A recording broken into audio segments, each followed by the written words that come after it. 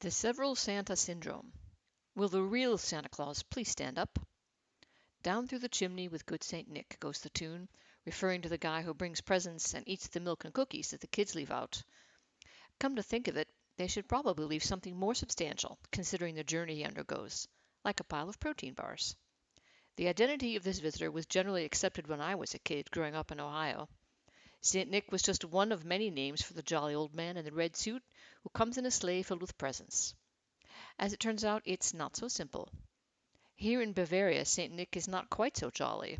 Or to be more exact, he's a nice guy, but is accompanied by a nasty sidekick, known as the Krampus, or Knecht Ruprecht.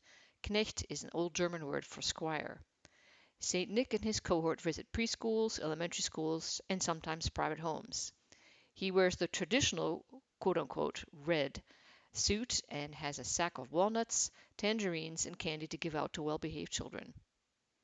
Honestly, he might want to update his stash for the modern crowd. I know we're all spoiled by modern society, but tell the truth. When's the last time you saw a child getting excited over a tangerine?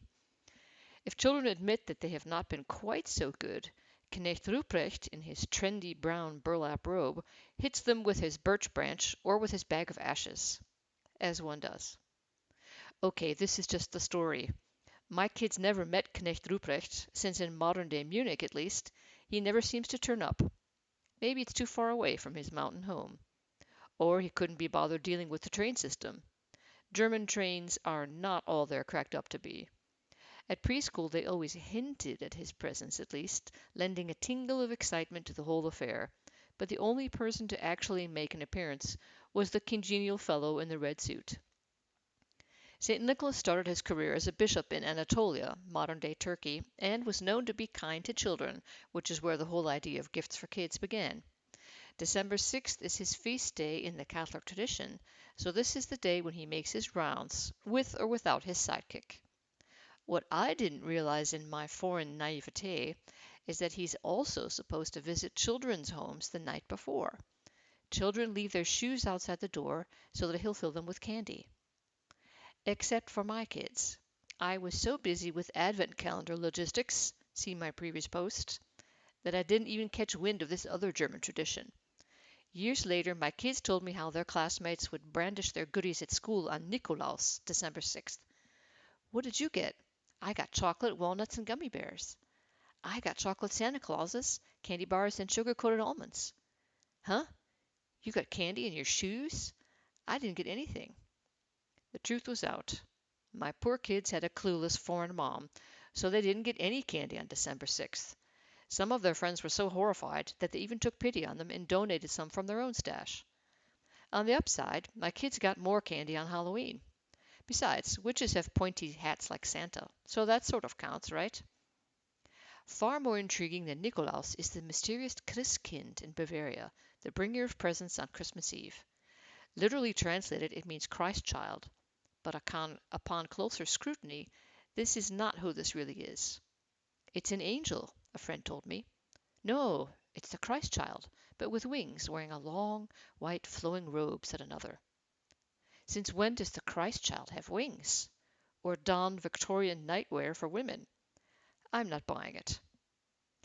You rarely see representations of the Christkind because nobody really knows who he, she, it looks like. How can you market something so nebulous? And if it is baby Jesus, he certainly isn't going to be doling out presents from the manger. After all, he's supposed to be the one receiving them from those three guys who just arrived on camelback, two of whom are groaning. If you'd just let us take the GPS, we would have arrived before dark, Balthazar. That's probably why Germans have also incorporated Santa Claus into their Christmas repertoire. He is the ultimate marketing entity, chubby, fatherly, benevolent, and pipe-smoking. It's basically Grandpa in a charming fuzzy red suit. Better yet, he never hangs around to make old man noises or leave old man smells emanating from that pipe, or worse, and never asks you to take out the trash or explain to him how Skype works. It doesn't get any better than that.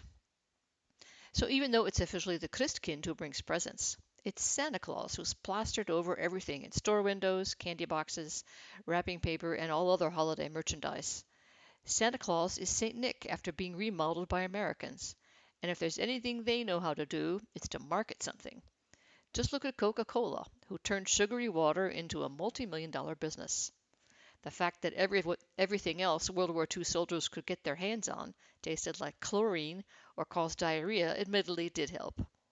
Speaking of which, it is no accident that the deep red of Santa's suit is identical with that of the Coca-Cola Company. They have succeeded in making the world believe that his coat has always been that color. If that's not a great marketing job, I'll eat my birch branch. But marketing such things is nothing new. The Christian church has been doing it since the very beginning.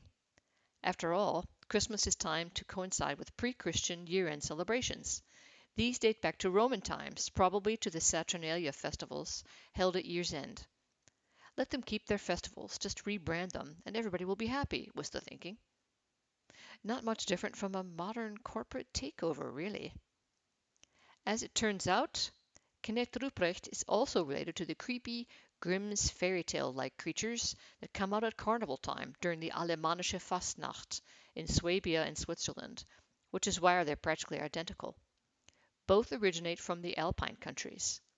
The basic job description of the carnival creepies is to drive out the evil spirits of winter, which is not so different from Knecht Ruprecht's job.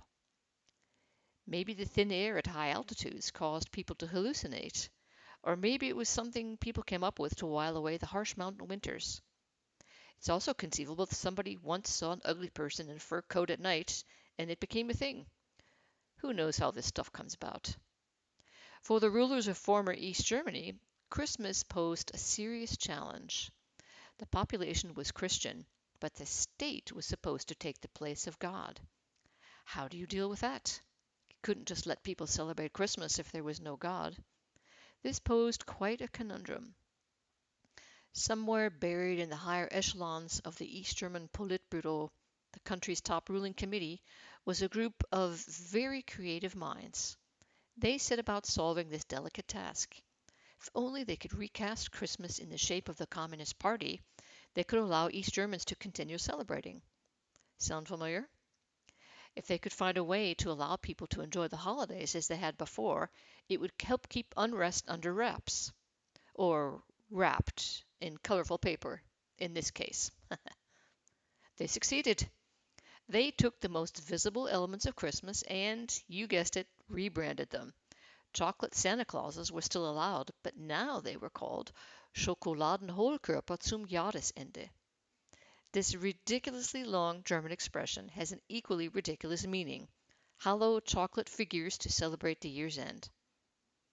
Let's take a moment to appreciate the fact that hollow chocolate body can be squeezed into one word in German. This is an admirable accomplishment in itself. One could hardly think of a more laughable name, but it allowed the communists to save face and the East Germans to keep their chocolate Santas. But there's more.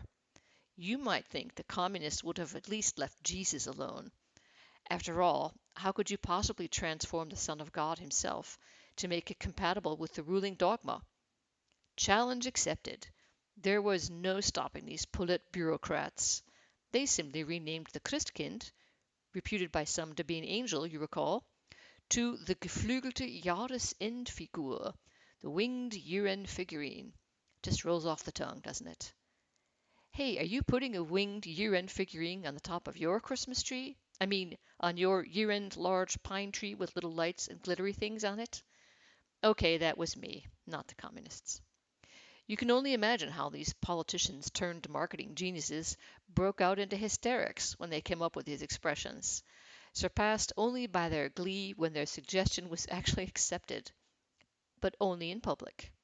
In private, people smirked, rolled their eyes, and continued using the standard terms.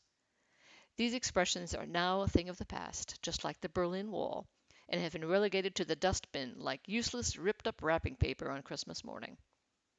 St. Nicholas and Santa are often confused with one another since they are really the same thing, just in different countries. Shop windows in Munich will often show a Santa Claus figure clearly representing Father Christmas, just to confuse you with yet another name for the end-of-the-year gift-bearer, as the communists would have called him, wearing a mitre and sporting a pot-belly surrounded by clouds of cotton snow, wearing the traditional blue coat. Blue? Santa Claus doesn't wear a blue coat, you say? He used to. Some merchants seem to still have their pre-Coca-Cola Santa Claus mannequins, which are still wearing a blue coat, sometimes even green. It's all a matter of what you're used to. Until Queen Victoria got married in a white bridal gown, people used to simply wear a nice dress for their wedding. With her wedding, she inadvertently created a multi-million-dollar business in white bridal gowns overnight. Modern brides now feel that this dress is a must, just as we don't recognize a Santa unless he's wearing that particular red. At this point, some people might be asking themselves which one is the real Santa, since there seem to be so many versions, even within one country. Well, here's what I say. It doesn't really matter. While tradition is a part of Christmas, I, for one, choose to celebrate not according to the rules, but by what's in the true Christmas spirit, buying things, eating excessively for several days, and come January, being glad that it's finally over.